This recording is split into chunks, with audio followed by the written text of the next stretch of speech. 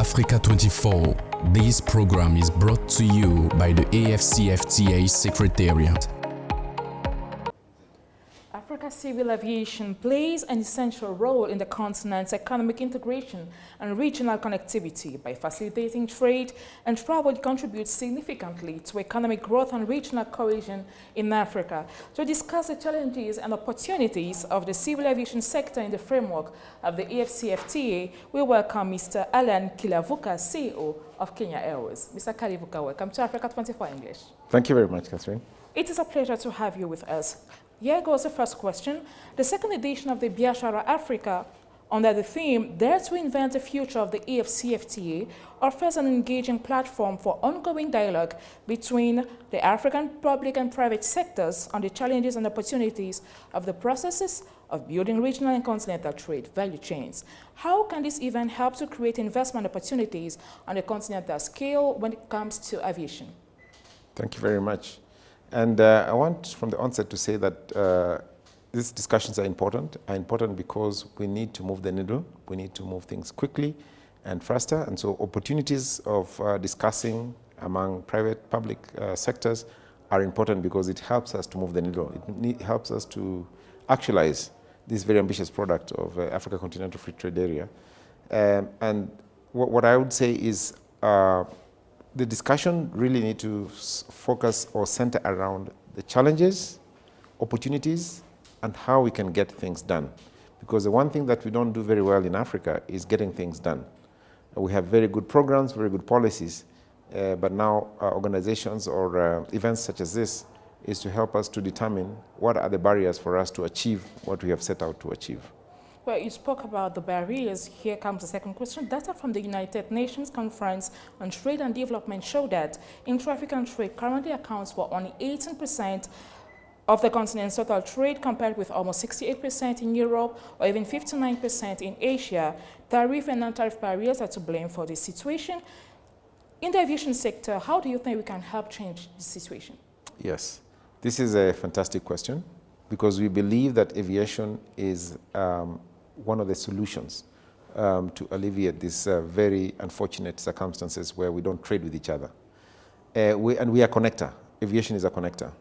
In Africa, if you look at the infrastructure, for transport infrastructure, you look at rail, you look at roads, and you look at aviation, the one that can quickly help to support trade or catalytic to trade is actually aviation.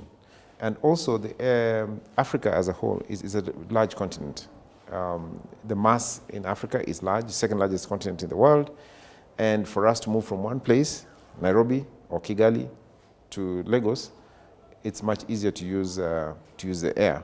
And we are completely underserved when it comes to aviation because we only have 2% of global traffic.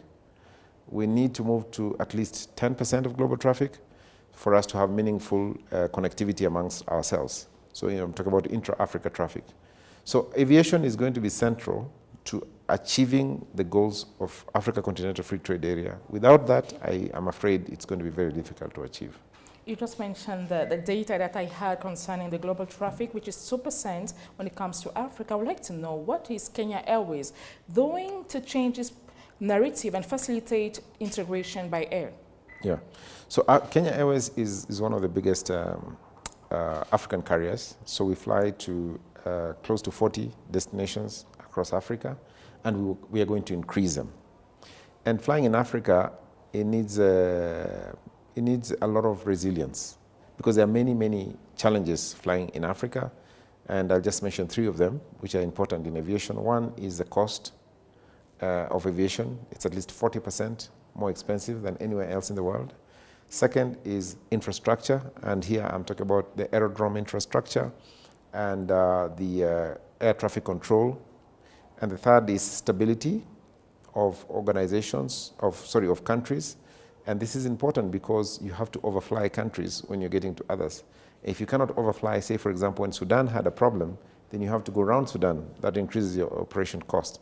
So those challenges are there, and so you need resilience.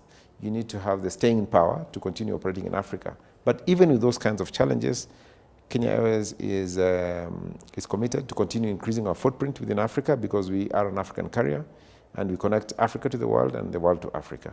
Well, with the aim of boosting an air transport industry that is currently underdeveloped with poor connectivity, the African Union is working to implement the Single African Air Transport Market project. What is your assessment of this initiative, and to what extent do you think that it can be implemented in the next 5 to 10 years? Yes, this is a very important initiative.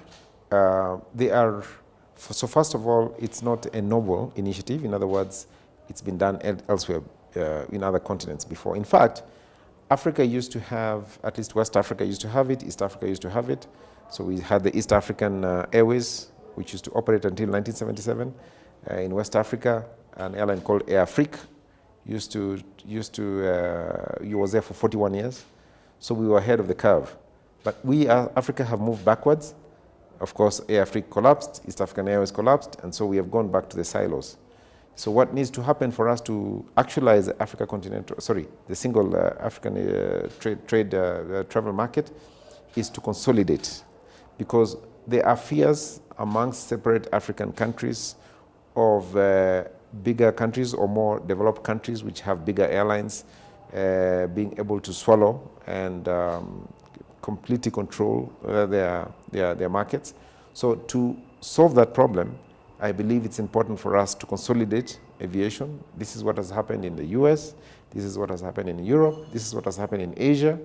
So we should do the same thing in any case. We had done it before, so we are only going back to what we had done previously before. So airlines such as mine, Kenya Airways, should come together with other African carriers to form more formidable groups that can be able to be sustainable and be able to compete. In addition to what you just said, what do you think can be done to make the African air transport market more competitive? Yeah, so it's about selling it. I spoke about the cost of operations in Africa. One of the tragedies in Africa is African countries or governments have not prioritized or have not put aviation as one of their key pillars to help them in economic development. And studies upon studies have demonstrated that aviation is the biggest catalyst for economic development anywhere in the world. So if we have to grow, if we need to grow and move quickly, then we have to prioritize. Aviation should be at the center of policy, economic policy, in all countries in Africa. And we need to do it jointly, because what you want to do is you want aviation to support trade, tourism, employment, and development. So if you want to do it this way, you have to grow it together. And Africa Continental Free Trade Area has given us a very good plate from where to start from. So Mr. Kilavuka, here comes the end of this program. Thank you very much for answering Africa's 21 English questions. Thank you very much. Hope to see you soon. I will be back. Ladies and gents, here comes the end of this interview. Thank you for watching it, but please stay tuned to our programs.